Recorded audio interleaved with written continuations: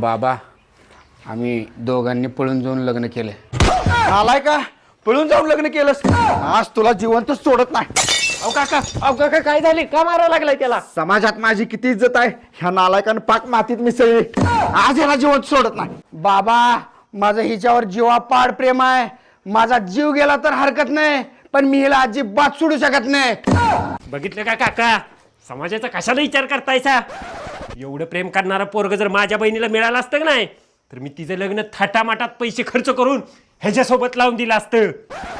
दादा मीच आहे तुझी लाडकी बहीण.